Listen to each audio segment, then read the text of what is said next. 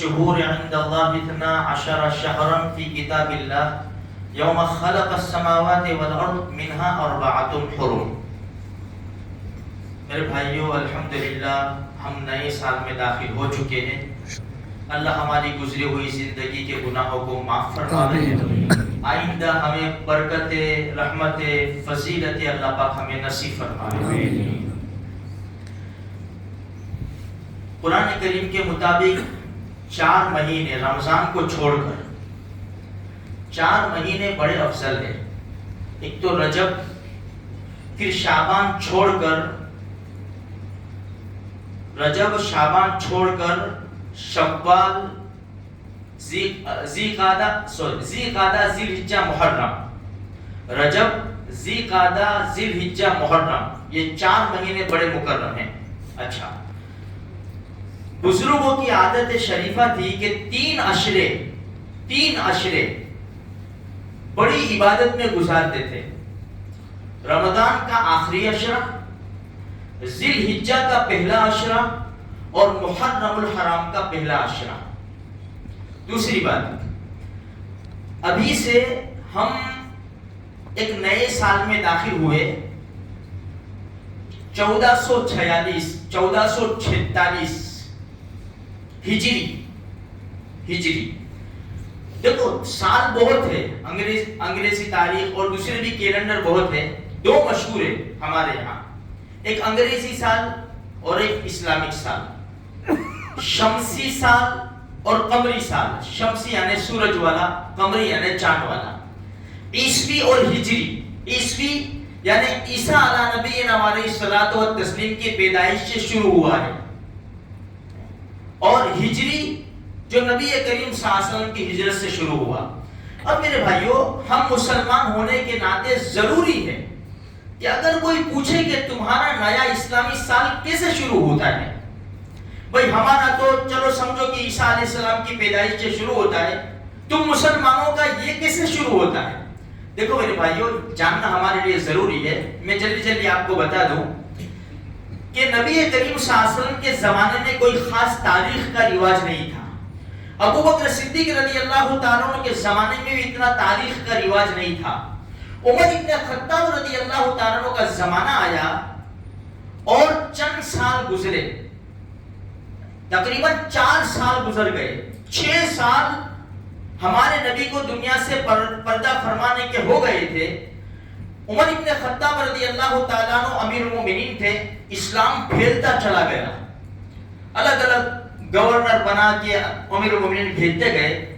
حضرت ابو موسیٰ اشعری رضی اللہ تعالیٰ عنہ کا ایک خط آیا امیر المومنین کے دربار میں کہ امیر المومنین، آپ کا خط آپ نے کب لکھا، کب وہاں سے روانہ کیا، کب ہمارے پاس پہنچا، یہ حکم کب جاری کرنا ہے، اس کے اوپر کب عمل کرانا ہے، یہ ہمیں کچھ معلوم نہیں ہوتا. ایک خط آیا، بھئی شوال کا، کون سی شوال، یہ شوال، کون سی شوال، کب لکھا تھا یہ خط، کیا آیا. اچھا، دوسری ایک بات یہ ہوئی، ایک آدمی یمن گیا تھا. وہاں سے جب آیا تو امیر المومنین رضی اللہ تعالیٰ عنہ کے دربار میں آیا کہ امیر المومنین، یمن والے جب خط لکھتے ہیں تو تاریخ اور سال لکھتے ہیں. یہ 2-3 باتیں جمع ہو گئی تو عمر ابن خطاب رضی اللہ تعالیٰ عنہ نے صحابہ کرام کو بلایا کہ بھئی چلو، ہم بھی بات تو سمجھ میں آ رہی ہے کہ تاریخ اور سال لکھنا چاہیے کیونکہ اسلام پھیلتا جا رہا ہے. تو صحابہ کرام نے بعض رائے دی بادشاہوں کے زمانے کی. عمر ابن خطاب نے اس سے رد کر دیا کہ نہیں. صحابہ کرام سمجھ گئے کہ یہ دوسرا ان کے ذہن میں چل رہا ہے. تو صحابہ کرام کے درمیان میں سے 4 رائے آئی، 4 کہ سال ہم کب شروع کریں. ایک نبی کریم صلی اللہ علیہ وسلم کی ولادت سے، پیدائش سے. نمبر 2، نبی صلی اللہ علیہ وسلم کو جب نبوت ملی. نمبر 3، نبی صلی اللہ علیہ وسلم نے جب دنیا سے پردہ فرمایا. اور نمبر 4، ہجرت سے. تو پہلی دو رائے تھی کہ پیدائش، بھائی عیسائیوں نے پیدائش سے شروع کیا، ہم کر کے کیا کریں گے، ہم ان کا تھوڑی فالو کریں گے. مسلمان اپنے پیروں کے اوپر کھڑا ہوتا ہے، مسلمان کسی کا فالو نہیں کرتا. دوسری بات یہ تھی کہ بھائی نبوت اور ولادت اس کی تاریخ بھی خاص متعین نہیں ہے، اس میں بڑا اختلاف ہے، اس لیے اس کو چھوڑو. رہا اللہ کے رسول کے دنیا سے پردہ فرمانے کا مسئلہ، یہ بڑا غم کا دن ہے، دنیا میں ایسا غم کا دن نہ آیا ہے نہ آئے گا، تو وہاں سے ہم اسلامی سال شروع نہیں کر سکتے. عثمان غنی رضی اللہ تعالی عنہ نے علی رضی اللہ تعالی عنہ نے رائے دی، امیر المومنین ہم ایسا کریں ہجرت سے شروع کرتے ہیں. کیوں؟ اس لیے کہ ہجرت بہت بڑی قربانی ہے کہ مسلمانوں نے دین کے خاطر اپنا وطن، کاروبار، گھر بار سب چھوڑ دیا دین کے خاطر اور مدینہ منورہ ہجرت کی. تو یہ سمجھ میں بھی آ گیا، صحابہ کرام نے بھی سب نے کہا کہ بالکل ٹھیک ہے، تو یہاں سے ہمیں شروع کرنا چاہیے. تو یہ ہمارا سال ہجرت سے شروع ہوا. ہم لکھتے ہیں ہجری 1446 یعنی 1446 کا کیا مطلب؟ اللہ کے رسول نے جب مکہ مکرمہ سے مدینہ منورہ ہجرت فرمائی اور آج تک 1446 سال ہو گئے. اچھا، اب سال کے 12 مہینے وہ تو قرآن نے بتا دیا، جو میں نے 10ویں پارے کی آیت پڑھی، کسنا عشرہ شہرہ. یہ کب اللہ نے 12 مہینے بنائے سال کے؟ جب جس دن اللہ نے آسمان اور زمین کو پیدا کیا نا، اس وقت سال بنایا اور سال کے 12 مہینے بنا دیے. اچھا، اب یہ نام تھے، نام یہی نام، دوسرے بھی نام آتے ہیں، یہ نام بھی تھے: محرم الحرام، سفر، ربیع الاول، ربیع الاخر، جمادی الاولی، جمادی الاخری، رجب، شعبان، رمضان، شوال، ذوالقعدہ، ذوالحجہ. اب یہ مہینے تھے. تو سوال یہ پیدا ہوا کہ کون سے مہینے سے ہم سال شروع کریں. جیسے عیسوی سال شروع ہوتا ہے جنوری سے، دسمبر میں ختم ہوتا ہے، ہم کیا کریں؟ تو ایک رائے آئی کہ رجب بڑا محترم مہینہ ہے. کہا ٹھیک ہے، یہ بھی ہے. کسی نے کہا ربیع الاول، یہ بھی بڑا زبردست مہینہ ہے، تو ہم یہاں سے شروع کرتے ہیں. مختلف رائے آئی.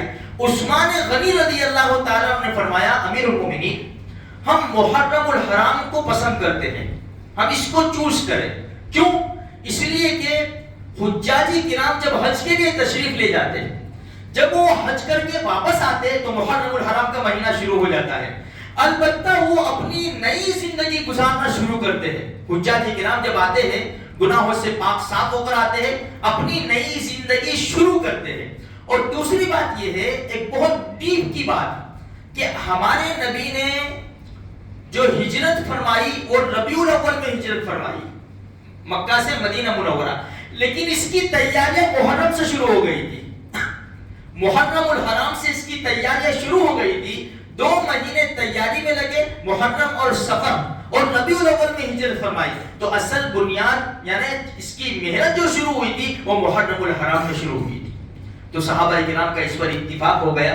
تو محرم الحرام سے یہ مہینہ ہمارا اسلامی سال شروع ہو گیا. میرے بھائیوں، یہ 10 دن پورا مہینہ، ویسے خصوصاً یہ 10 دن بڑے قیمتی دن ہیں میرے بھائیوں. اس کی قدر کریں، راتوں کی بھی قدر کریں، دن کی بھی قدر کریں. کوئی ایسا کام ہم سے نہ ہو کہ اللہ ہم سے ناراض ہو جائے. کوئی ایسا کام نہ ہو اللہ کے رسول ناراض ہو جائے. کوئی ایسا کام نہ ہو نواسہ رسول کربلا کے میدان میں شہید ہونے والے حضرت حسین رضی اللہ تعالیٰ عنہ ناراض نہ ہو جائے. معصوم چھوٹا سا بچہ جس کو تیر لگا اور جس کا سر مبارک کاٹ کر نیزے کے اوپر چڑھایا گیا، معصوم بچے کا چھوٹا سا سر، کل وہ ہمارے خلاف گواہی نہ دے دے میں تو شہید کر دیا گیا تھا، میرے خاندان کے سب شہید کر دیے گئے تھے، سب کی گردنیں کاٹ کر نیزے پر لٹکا اٹھا دیا تھا، اور تم ناچ رہے تھے، تم خوشیاں منا رہے تھے. کہیں ہم سے ایسا کام نہ ہو جائے میرے بھائیوں کہ یہ مقدمہ دائر کر دے. جب یہ مقدمہ دائر کر دیں گے اللہ کی کورٹ کے اندر، ہمارا بیڑا غرق ہو جائے گا. اللہ مجھے آپ کو سارے مسلمانوں کو ایمان کے اوپر اللہ کے رسول کے طریقے پر زندگی گزارنے کی توفیق عطا فرمائے. آمین.